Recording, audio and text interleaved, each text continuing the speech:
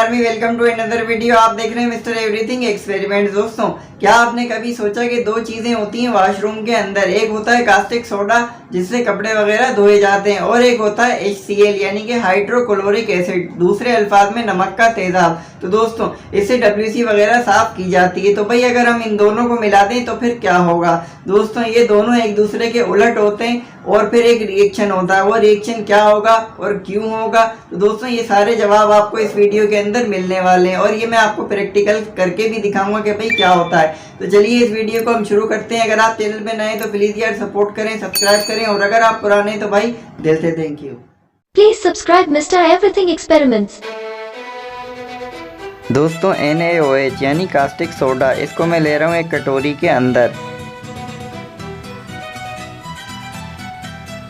अब बारी आती है दोस्तों HCl की। हम तो पैदाइशी साइंसदान हैं, आप ये घर पर ट्राई करने की कोशिश मत करिएगा।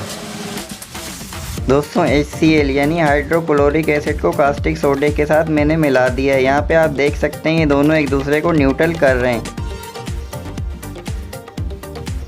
दोस्तों, जब ये दोनों एक दूसरे को न्यूट्रल करते हैं तो नमक और पानी बनता है, जो कि आपके सामने है।